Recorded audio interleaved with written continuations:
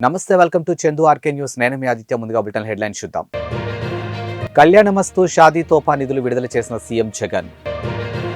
Jail నుంచి విడుదలైన తర్వాత తొలిసారిగా కోర్టుకు హాజరైన కోడికత్తి శ్రీను. నేను రజనీకాంత్ గారి చుట్టూ కూడా అన్నిసార్లు తిరగలేదు. నిర్మాత అట్లూరి పూర్ణచంద్రరావు. రాప్తాడు సీఎం సభలో విలేకరుపై వైసీపీ నాయకులు దాడికి నిరసనగా మంత్రాలయలో పాత్రికేయులు నిరసన తెలిపారు. ఇక పాత్రికేయులు, ప్రజా సంఘాల నాయకులు రాఘవేంద్ర సర్కిల్ నుంచి తహసీల్దార్ కార్యాలయం వరకు ర్యాలీ నిర్వహించి ఎంఆర్ఓకు వినతి పత్రం అందజేశారు. ఏపీ యూడబ్ల్యూజే తాలూకా అధ్యక్షుడు జయరాజు, ప్రజా సంఘాల నాయకులు మాట్లాడుతూ నిన్న జరిగిన రాప్తాడు సీఎం సభను ఫోటోలు తీయడానికి వెళ్లినటువంటి విలేకరుపై వైసీపీ గుండాలు దాడి చేయడం హేయమైన చర్య అని అన్నారు. ఇక దాడి చేసిన వారిని వెంటనే అరెస్ట్ చేయాలని డిమాండ్ చేశారు. పాత్రికేయులకు రక్షణ కరువైందని, 4 సంవత్సరాల్లో పాత్రికేయులపై దాడులు ఎక్కువయ్యాయని ఆరోపించారు. గవర్నమెంట్ తో పోరాడి చట్టపరమైన జీవోలు తెచ్చుకొని వాళ్ళు సేఫ్ సైడ్ గా ఉన్నారు. కానీ ఈనాటి వరకు కూడా జర్నలిస్టులు అనే వాళ్ళు ఎప్పుడూ జరుగుతూనే ఉన్నాయి దాడులు జర్నలిస్టులపై.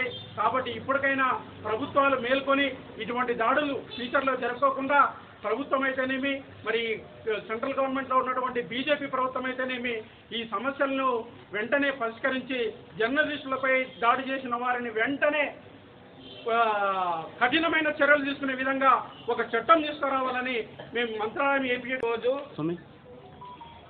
మరి అనంతపురం జిల్లాలో వైసీపీ ప్రభుత్వం చేపట్టిన సిద్ధం సభలో కవరేజీకి వెళ్లిన ఆంధ్రజ్యోతి జిల్లా ఫోటోగ్రాఫర్పై వైసీపీ అల్లరి మూకలు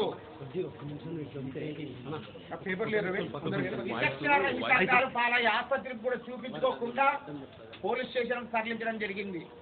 వేలాది మంది పోలీసుల బందోబస్తుల మధ్య జరిగినటువంటి ఆ సిద్ధం సభలో విలేకరుపై దాడి జరుగుతుంటే పోలీసులు కూడా ఏమి చేయలేని పరిస్థితిలో విలేకరుని ప్రేక్షక పాత్ర చూస్తూ పోలీసులు సైతము వైసీపీ అల్లరి మూకలు, వైసీపీ గుండాల మధ్య వాళ్ళని ఏమి చేయలేకపోయారు. అయితే ఏమి చేయలేరు. అధికార మదం, గర్వం, పొగురు, అహంకారం నన్నేమి చేయలేరనే ఉద్దేశంతోన జగన్ రెడ్డి ప్రభుత్వం ఇలాంటి విలేకరులపై దాళ్లకు ప్రోత్సహిస్తే, దాళ్లకు పాల్పడితే ఎవరు ఇక్కడ ఊరుకునేది లేదని హెచ్చరిస్తూ ఉన్నాం. అదేవిధంగా మొన్న జరిగినటువంటి ఉరువకొండ సభలో మన ఈనాడు విలేకరి జిల్లా స్టాఫ్ రిపోర్టరు మరి సంపత్ పైన కూడా దాడి జరిగింది. రోజు రోజుకు ఈ 4.5 ఏళ్లలో వైసీపీ ప్రభుత్వం కర్నూలు జిల్లా కొస్కిలో ఘనంగా ఛత్రపతి శివాజీ జయంతి వేడుకలు నిర్వహించారు. ఇక స్థానిక సిద్ధారూఢ శాంత ఆశ్రమంలో కొస్కి పట్టణ యూత్ ఆధ్వర్యంలో ఛత్రపతి శివాజీ మహారాజ్ విగ్రహాన్ని ఏర్పాటు చేశారు. ఈ సందర్భంగా శివాజీ జీవితం యువతకు స్ఫూర్తిదాయకమని అన్నారు. ఇక ఛత్రపతి శివాజీ 17 సంవత్సరాల్లో యుద్ధ పోరాటాలపై పూర్తిగా నైపుణ్యం సాధించి అప్పటి మొఘల్ చక్రవర్తులు అరాచక పాలనను ఎదుర్కొని పలువురు వక్తలు తెలిపారు. ఇక వెన్ను చూపని ఏకైక వీరుడిగా తన పాలనలో హిందూ మత ప్రాచుర్యం కోసం పోరాడిన యోధుడు శివాజీ మహారాజ్ అని కొనియాడారు.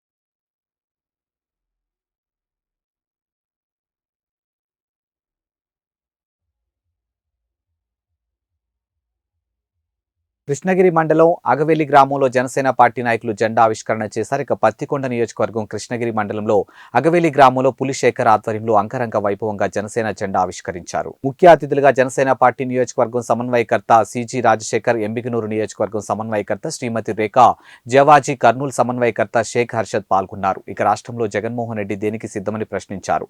జనసేన పార్టీ నియోజకవర్గ సమన్వయకర్త సిజి రాజశేఖర్, మీరు ఓడిపోవడానికి సిద్ధం, తాము గెలవడానికి సిద్ధమని అన్నారు. జగన్ కనీసం 5 ఏళ్లలో రాజధాని నిర్మించలేకపోయారని విమర్శించారు. ప్రతి ఒక్కరికి నా హృదయపూర్వక పేరున నా శిరస్సు వంచి ధన్యవాదాలు తెలియజేస్తున్నాను.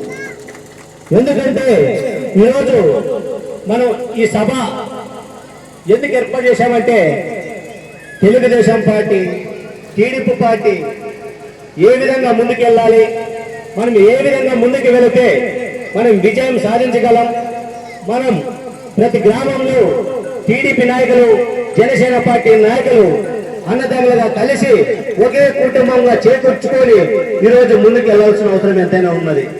ఎందుకంటే మనకు విజయం చాలా ముఖ్యం ఈ పత్తికొండ నియోజకవర్గంలో. ఎందుకంటే గత 5 సంవత్సరాల నుంచి మన పత్తికొండ నియోజకవర్గంలో ఎక్కడైనా అభివృద్ధి జరిగిందా అని నేను అడుగుతున్నా. ఎందుకంటే ఆ అభివృద్ధి జరగాలంటే మన పత్తికొండ నియోజకవర్గాన్నే మొదటి స్థానంలో మనం ఉంచుకోవాల్సిన బాధ్యత మన అందరిపైన ఉన్నది. కాబట్టి ఈరోజు చెప్తున్నాం, ఈరోజు జగన్మోహన్ రెడ్డి గారి రాప్తాలో సిద్ధమని ప్రోగ్రాం ఏర్పాటు చేశాడు. అయ్యా జగన్మోహన్ రెడ్డి గారు, మీరు దేనికి సిద్ధమని నేను అడుగుతున్నా. ఈరోజు 3 రాజధానుల పేరుతో ఒక్క రాజధాని కట్టలేని మీరు దేనికి సిద్ధమయ్యారని నేను అడుగుతున్నా. అదేవిధంగా ఈరోజు మన పత్తికొండ నియోజకవర్గానికి సంబంధించి మీరు మా పత్తికొండ నియోజకవర్గంలో మొదటిసారిగా ఎమ్మెల్యే కంగాడి శ్రీదేవి గారిని ప్రకటించారు. ఆ రోజు మా పత్తికొండ నియోజకవర్గంలో అనేక హామీలు ఇచ్చారు. ఆ హామీల గురించి మేము మాట్లాడితే ఈ రోజు మా ఎమ్మెల్యే గారు పవన్ కళ్యాణ్ గారిని ప్యాకేజ్ పవన్ కళ్యాణ్ గారు మాట్లాడతారంటారు. అమ్మా శ్రీదేవి గారు, మీకు దమ్ము ధైర్యం ఉంటే పవన్ కళ్యాణ్ గారు ప్యాకేజ్ తీసుకొచ్చి నిరూపిస్తే మేము ఈ రోజు నుంచే మేము రాజకీయ సందేశాలు తీసుకుంటామని తెలియజేస్తాను. లేకుంటే మీరు వైసీపీ పార్టీకి రాజీనామా చేసి మీరు ఇంట్లో కూర్చుంటారని మీరు నోరు అలానే మా పవన్ కళ్యాణ్ గారు కానీ మమ్మల్ని కానీ ఇష్టం వస్తే మాట్లాడితే ఇక్కడ సాయించే వాళ్ళు ఎవరు లేరనేది మీరు తెలుసుకోవాలని సమాధానంగా తెలియజేస్తున్నాను. ఎందుకంటే మేము ఇదే కృష్ణగిరి మండలంలో 32 గ్రామాలు ప్రయాణించాము. ఏ ఒక్క గ్రామంలో అభివృద్ధి చెందిందని నేను అడుగుతున్నా. అదేవిధంగా నియోజకవర్గంలో మీరు ఎన్ని గ్రామాలు అభివృద్ధి చేశారు మీరు చెప్పగలరా అని అడుగుతున్నా. మీరు మాకు అవమానం లేదనుకోవడం మీకు. కృష్ణా జిల్లా మహిళా కాంగ్రెస్ పార్టీ అధ్యక్షురాలుగా ఝాన్సీ రాణి, ఎన్టీఆర్ జిల్లా జాయింట్ సెక్రటరీగా అబ్దుల్ రెహానాను ఏఐసీసీ నియమించింది. ఇక ఆంధ్రప్రదేశ్ మహిళా కాంగ్రెస్ అధ్యక్షురాలు లాల్ తాంతియా ఈ మేరకు ప్రకటన విడుదల చేశారు. ఇక పార్టీ తమ మీద పెట్టినటువంటి నమ్మకాన్ని వమ్ము చేయమని ఈ సందర్భంగా అబ్దుల్ రెహానా, ఝాన్సీ రాణి ప్రకటించారు. ఇక పార్టీ పెద్దలకు కృతజ్ఞతలు తెలిపారు. మహిళా కాంగ్రెస్ ద్వారా ఆంధ్రప్రదేశ్ కాంగ్రెస్ పార్టీలో నామినేట్ అయిన ఝాన్సీ రాణి కృష్ణా జిల్లా ప్రెసిడెంట్, జిల్లా మహిళా కాంగ్రెస్ ప్రెసిడెంట్ అయ్యారు. అలాగే రెహనా జాయింట్ సెక్రటరీ అయ్యారు. అలాగే సునీత విజయవాడ సిటీ కాంగ్రెస్ ప్రెసిడెంట్గా అయ్యారు. వారి ముగ్గురు సేవలు కూడా ఈ రాష్ట్రానికి మహిళా కాంగ్రెస్కి చాలా అవసరం. అందరినీ యంగ్స్టర్స్ని తీసుకోవడం జరిగింది. అందరూ గ్రాడ్యుయేట్స్ని, పోస్ట్ గ్రాడ్యుయేట్స్ని, ఎంబీఏ చేసిన వాళ్ళు మహిళలను తీసుకోవడం జరిగింది. మహిళలందరూ కూడా చాలా ఉత్సాహంగా కాంగ్రెస్ పార్టీకి రాహుల్ గాంధీ గారి నాయకత్వాన్ని బలపరిచే ఉద్దేశంతో రాహుల్ గాంధీ గారు మళ్ళీ ప్రధానమంత్రి అవ్వాలని, అలాగే షర్మిలమ్మ కూడా ఈ రాష్ట్రంలో ఒక పెను మార్పు తేవాలనే ఉద్దేశంతో కష్టపడి పనిచేయడానికి అందరూ ముందుకు వస్తూ ఉన్నారు. వారందరి సేవలను కూడా కాంగ్రెస్ పార్టీ, మహిళా కాంగ్రెస్ పార్టీకి ఉపయోగించుకుంటూ అలాగే మెయిన్ కాంగ్రెస్ అనుసంధానం చేసి ఈ కాంగ్రెస్ పార్టీ బలోపేతమై ఒక బలమైన శక్తిగా అవతరించాలని కోరుకుంటూ జై కాంగ్రెస్, జై జై కాంగ్రెస్.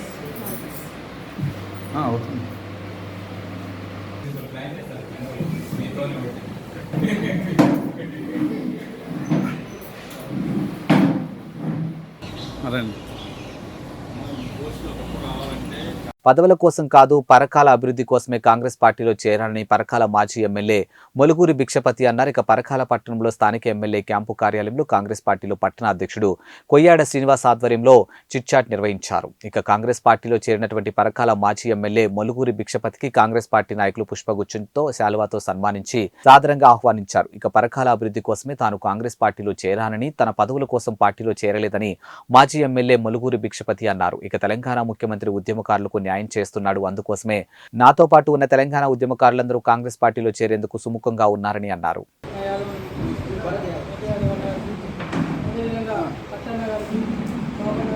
చంద్రబాబు గారు, రాజిరెడ్డి, అబ్బా శ్రీనివాస్, అదేవిధంగా ఉంటే శ్రావణ్ కుమార్, రాజు, అంబన్న, సూర సతీష్, విజయ ఎమ్మెల్యే ములుగురు ముఖ్యపతి గారు, వారికి కాంగ్రెస్ పార్టీ పట్టణ శాఖ తరఫున, అదేవిధంగా ఇక్కడ ఉన్నటువంటి వేదికపైనటువంటి అందరి పక్షాన పేరున వారికి స్వాగతం పలుకుతూ కాంగ్రెస్ పార్టీలోకి ఆహ్వానించడం జరిగింది. ఎమ్మెల్యే అధికార పార్టీలో 15 సంవత్సరాలు ఎమ్మెల్యేగా పనిచేసాడు. కానీ తండ్రి సంపాదించిన ఇంటనే ఉంటాడు. కానీ మన ఎమ్మెల్యే 2 పర్యాలకు ఎన్ని కోట్లు సంపాదించినట్టే నేను చాలాసార్లు చెప్పిన పత్రికా విలేకరులు ఎన్నిసార్ల పరకాల కాదు ఇల్లు హైదరాబాద్, ఢిల్లీలో, అమెరికాలో ఎక్కడ పడితే అక్కడ కొనుక్కున్నాడు. ఎన్ని వేల కోట్లు తెలియదు, ఎన్ని వేల ఎకరాలు ఉన్నాయో ఆయనకి తెలియదు. రాబోయే రోజుల్లో ఎంక్వైరీ చేస్తే, ఈ యొక్క కాంగ్రెస్ పార్టీ ఎంక్వైరీ చేస్తే అప్పుడు బినామీలతో సహా బయటికి వెళ్తారని సందర్భంగా తెలుస్తారు. నేను తెలియజేస్తున్నాను. ఏదేమైనా ఒకటి, నేను కాంగ్రెస్లో పార్టీ చేరిన తర్వాత మొట్టమొదటి సమావేశంలో చెప్పేది ఏంటంటే, పాత కాంగ్రెస్ పార్టీ నాయకులు అతని కాంట్రాక్ట్లో లాభం రావడానికే పనులు చేసేది. ఎవరైనా చూస్తారు కదా, సిటిజన్ క్లబ్లో ఆయన అనుచరుని యొక్క బిల్లు రావడానికి 25 లక్షలు ఇక్కడ పంపిస్తారు కట్టించండి. అంతకుముందు గతంలో చిన్న పిల్లనప్పుడు మేము చూసేది సిటిజన్ క్లబ్లో ఎంతోమంది వృద్ధులు రిలాక్స్ కావడానికి అక్కడికి. ఛత్రపతి శివాజీని ఆదర్శంగా తీసుకుని హైందవ ధర్మరక్షణకు కృషి చేయాలని బీజేఎల్పీ నేత ఏలేటి మహేశ్వరరెడ్డి అన్నారు. ఇక నిర్మల్ జిల్లా కేంద్రంలోని శివాజీ చౌక్లో మరాఠా యోధుడు ఛత్రపతి శివాజీ మహారాజ్ జయంతిని ఘనంగా నిర్వహించారు. శివాజీ విగ్రహానికి పూలమాలలు వేసి నివాళులు అర్పించారు. బడుగు బలహీన వర్గాల శ్రేయస్కు ఛత్రపతి శివాజీ ఎన్నో పోరాటాలు చేశారని గుర్తు చేశారు.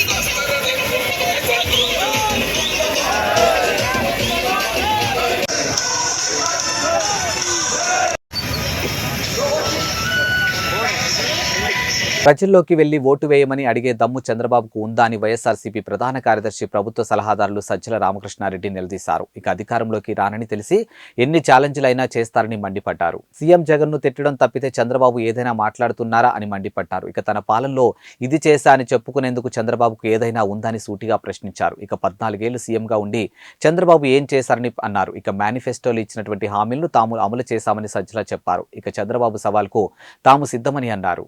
మీరు ఓటు వేయండి, ఆశీస్సులు ఇవ్వండి అని ధీమాతో నిబ్బరంగా జనాన్ని అడగగలుగుతున్నారు. నువ్వు అలా అడగగలుగుతున్నావా? మేము పెట్టిన వాలంటీర్ల వ్యవస్థ ఓ బ్రహ్మాండమైన డెలివరీ సిస్టమ్ అని మేము చెప్పగలుగుతున్నాం. నీకు నిజంగా నీవు పెట్టిన దాని మీద నమ్మకం ఉంటే చంద్రబాబు నాయుడు తాను పెట్టిన అదేది జన్మభూమి కమిటీలు అత్యుత్తమమైనవి, మేము వస్తే అవే తీసుకొస్తాం, వాటితోనే మేము పని చేయిస్తామని ఒక మాట పొమ్మను. ఎందుకు ధైర్యం చాలట్లా? ఆ మాట ఎందుకు అనట్లా? అలాగే చంద్రన్న కానుకనే నేను ఇస్తాను అని ఎందుకనట్లా? ఇంకొకటేదో ఆ పేర్లు ఎందుకనట్లా? అవే బ్రహ్మాండమైనవి అని ఎందుకు చెప్పలేకపోతున్నాడు? నా ఆదరణ కింద కత్తెరలే ముఖ్యం, అవే బ్రహ్మాండమైనవి, అవే ఇస్తాను నేను ఎందుకని లేకపోతున్నాడు? మేము అనగలుగుతున్నాం. ఇగో ఇవన్నీ చేశాము, వీటి కంటిన్యూయేషన్ కావాలి. వీటి కంటిన్యూయేషన్ కావాలంటే మళ్ళీ మా పార్టీని ఎన్నుకొని మేము అనగలుగుతున్నాం. నువ్వు ఏమి చూసి నీకు ఓటేయాలనో ఒక్కసారి చెప్తే జనానికి కన్ఫ్యూజన్ పోతుంది. నచ్చితే నిన్ను ఆదరిస్తే నిజంగా ప్రజాస్వామ్యంలో అది కరెక్ట్ కూడా అవుతుంది. ఇట్లా ఊరికి పొద్దుపోని ఊపిసిపోక మాటలు, పొద్దుపోని సవాళ్ళు, తాటాకు చప్పుళ్ళు, వీటి వల్ల ఏం ఉపయోగం ఉంటుంది ఆయన చేసిన వాటి వల్ల? అలాగే అక్కడికి వచ్చి ఆయన మాట్లాడిన మాటల్లో నిన్న జగన్మోహన్ రెడ్డి గారు నిన్న కానీ అంతకుముందు 2 సభల్లో కానీ లేదా అంతకుముందు ఎక్కడ మాట్లాడినా ఏమేమి చెప్పాలనో అంతకు మించి లేదా తక్కువ ఒక్కటైనా మాట ఉందా? ప్రతిదీ కన్స్ట్రక్టివ్గా ఉంది, మాట్లాడుతున్నారు, చెప్తున్నారు. ప్రజల్లోకి ఆ మెసేజ్ పోతుంది. ఇందులో ఒక అబద్ధపు ఇవి ఉంటే ఆ అబద్ధం ఇదేదో చెప్పాలి. నిన్న మాట్లాడిన మాటలేవు, దాని మీద అబద్ధం ఉంటే చెప్పాలి. ఇది మీరు చేయలే కదా, ఎందుకు మాట్లాడినారని. ఏది లేదు కదా. 1,40,00,000 కుటుంబాలకు 1,45,00,000 కుటుంబాలకు రెగ్యులర్గా అందుతున్న బెనిఫిట్స్ కానీ, అలాగే 2,55,000 కోట్లు ఏవైతే డీబీటీ ద్వారా పోయింది కానీ, ఇందులో అవాస్తవం ఏముంది? మరి ప్రభుత్వం లెక్కలే అవాస్తవం అంటే ఇంకా అంతా అవాస్తవం, అంతా బ్రహ్మ పదార్థం అనుకోవచ్చు. కానీ దీన్ని ఎవరికి డినై చేయలేదు కదా, కాదనలేని సత్యాలే కదా. అలాగే ఊరూరు సచివాలయాలు రావడం కానీ, నాడు నేడు కింద స్కూల్ బిల్డింగ్లు ఇది కావడం కానీ, ఇవన్నీ కూడా వాస్తవాలుగా ఏమవుతాయి? నువ్వు ఎక్కడ కాదనగలవు? లేదా ఫీజు రీయింబర్స్మెంట్ ఫుల్ పే చేయడం కానీ, వైద్యానికి సంబంధించి 17 మెడికల్ కాలేజీలు రావడం కానీ, ఇవన్నీ కాదని ఎవరు అనగలరు? మొత్తం వ్యవస్థనే పూర్తిగా మారిపోయి 4 ఏళ్లలోనే ఇంత డెవలప్మెంట్ కనపడేది కాదని ఎవరు అనగలరు? వాటిని ఏమనలేక ఈ మధ్య ఈనాడులో వరుసగా చూస్తుంటే రామోజీరావు రోజు ఆయన విషం కక్కుతున్నది. శ్రీ కిరణ్ ప్రైవేటు ఆసుపత్రిలో దారుణం చోటు చేసుకుంది. ఇక కాన్పు కోసం వచ్చినటువంటి ఓ నిండు గర్భిణి వైద్యుల నిర్లక్ష్యం కారణంగా మృతి చెందిన ఘటన స్థానికంగా సంచలనం సృష్టించింది. ఇక మృతురాలి కుటుంబ సభ్యుల వివరాల ప్రకారం మహారాష్ట్రలోని సిరోంచా మండలం కాన్సువెల్లి గ్రామానికి చెందినటువంటి నిండు గర్భిణి రాపెల్లి మంగళ అనే మహిళ కాన్పు కోసం శ్రీ కిరణ్ ప్రైవేట్ ఆసుపత్రిలో చేరగా వైద్యురాలు ఆపరేషన్ నిర్వహించారు. ఇక మంగళ ఆడ శిశువుకు జన్మనిచ్చింది. కొద్దిసేపటికే మంగళ ఆరోగ్యం క్షీణించడంతో ఆమెను మంచిర్యాలలోని ఓ ప్రైవేట్ ఆసుపత్రికి తరలించగా మార్గమధ్యంలోనే మంగళ మృతి చెందినట్లు వైద్యులు తెలిపారు. ఇక చెన్నూరుకు తీసుకొస్తూ ఉన్న క్రమంలో పోలీసులు మృతదేహాన్ని అడ్డుకొని కుటుంబ సభ్యులను భయభ్రాంతులకు గురిచేసి మృతదేహాన్ని వారి అనుమతి లేకుండానే మంచిర్యాల ప్రభుత్వ ఆసుపత్రికి తరలించినట్టు కుటుంబ సభ్యులు పోలీసులపై తీరుపై ఆగ్రహం వ్యక్తం చేశారు.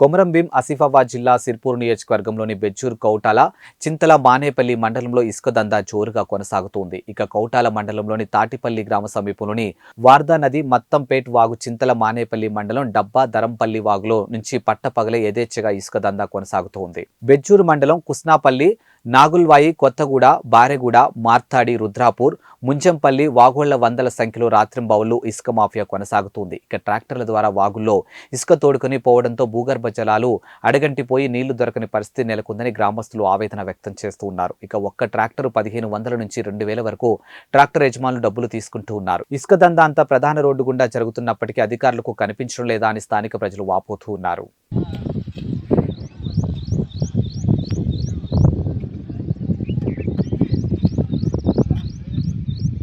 వాటి రోజు లేదా ఉన్నదిగా, ఎందుకు పట్టలేదు? కవటాల పట్టలేదా? నూగలేదు. అందరి టైం వచ్చినప్పుడు అన్నీ జరుగుతాయి. టైం రాకపోతే ఏది ఉండదు. నింపని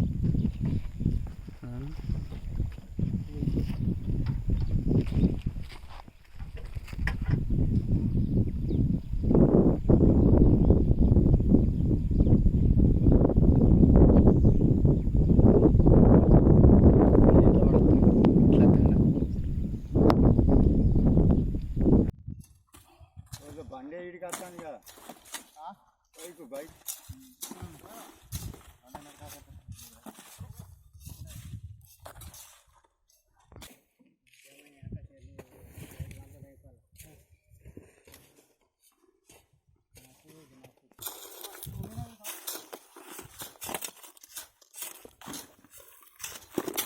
అనంతపురం జిల్లాలో రాప్తాడు నియోజకవర్గంలో సిద్ధం బహిరంగ సభలో ప్రముఖ ఫోటో జర్నలిస్టుపై దాడి చేయడాన్ని సిపిఐ నేతలు ఖండించారు. ఇక పెదపప్పూరు మండలం వేదికగా వైసీపీ సర్కార్పై ఆగ్రహం వ్యక్తం చేశారు. రిపోర్టర్ కృష్ణపై జరిగిన దాడి హేయమన్నారు. ఇక కొట్టడం, తన్నడం, మానసికంగా దౌర్జన్యం చేయడం అనేది సిపిఐ పార్టీ ఖండిస్తుందని అన్నారు. ఈరోజు పెద్దపప్పూరు మండల కేంద్రంలో భారత కమ్యూనిస్ట్ పార్టీ అత్యవసర సమావేశం, ఈ సమావేశానికి అధ్యక్షతను వహించిన ఏపీ వ్యవసాయ కార్మిక సంఘం మండల సహాయ కార్యదర్శి భోగతి రామేశ్వరరెడ్డి, సిపిఐ పెద్దపప్పూరు మండల సహాయ కార్యదర్శి టి రామకృష్ణ, ఏపీ చేనేత కార్మిక సంఘం మండల అధ్యక్షుడు కాశెట్టి నారాయణస్వామి, ఈ అధ్యక్షతలో మాట్లాడుతున్న భారత కమ్యూనిస్ట్ పార్టీ సిపిఐ పెద్దపప్పూరు మండల కార్యదర్శి చింతా పురుషోత్తం నేను నిన్న వైసీపీ ప్రభుత్వం జగన్మోహన్ రెడ్డి వచ్చిన సందర్భంగా సిద్ధం సభలో, ఒక నిండు సభలో మరి వైసీపీ గుండాలు పాత్రికేయులపైన, ఏబిఎం ఛానల్ విలేకరిపై దాడి చేయడం ఇది చాలా దురదృష్టకరం. దీన్ని తీవ్రంగా మేము ఖండిస్తున్నాం. ఈ వైసీపీ గుండాలను మరి పోలీసులు కూడా చూస్తూ చోద్యం చూశారే తప్ప వాళ్ళని ఏమాత్రం కట్టడి చేయలేదు. ఈ అవినీతి ప్రభుత్వానికి కొమ్ము కాస్తున్న పోలీసులు కూడా మరి చూస్తుండడం చాలా దారుణమని భారత కమ్యూనిస్ట్ పార్టీ తరఫున తీవ్రంగా మేము డిమాండ్ చేస్తున్నాం. తక్షణమే ఎవరైతే విలేకరిపై దాడి చేశారో. అనంతపురం జిల్లా తాడిపత్రి మండలం తాడిపత్రిలో ఘనంగా ఛత్రపతి శివాజీ జయంతి వేడుకలు నిర్వహించారు. ఇక శివాజీ మహారాజ్ జయంతిని పురస్కరించుకొని తాడిపత్రిలో హిందూ బైక్ ర్యాలీ శోభాయాత్ర చేపట్టారు. నంద్యాల రోడ్డు శ్రీరాముని గుడి వద్ద నుంచి ప్రారంభమైన rally Ambedkar circle, Valmiki circle, పట్టణ పోలీస్ స్టేషన్ సర్కిల్ మీదుగా శ్రీ అభయాంజనేయ విగ్రహం వరకు విజయవంతంగా జరిగింది. ఇక ముస్లిం రాజా పరిపాలనలో హిందువుల పట్ల నిరంకుశంగా మత మార్పిడి కొనసాగుతున్న సందర్భంగా హిందూ సామ్రాజ్య విస్తరణపై ఛత్రపతి శివాజీ చూపినటువంటి చొరవతో నేటి దేశం హిందూ దేశంగా కొనసాగుతుందని అన్నారు. ఇక తన తల్లి జిజియాబాయి స్ఫూర్తితో హిందువుల ఐక్యత, విస్తరణ కోసం భీకరమైనటువంటి యుద్ధాలు చేసి ముస్లింల రాజుల నుంచి హిందూ పాలనను కాపాడిన ఘనత శివాజీదని అన్నారు.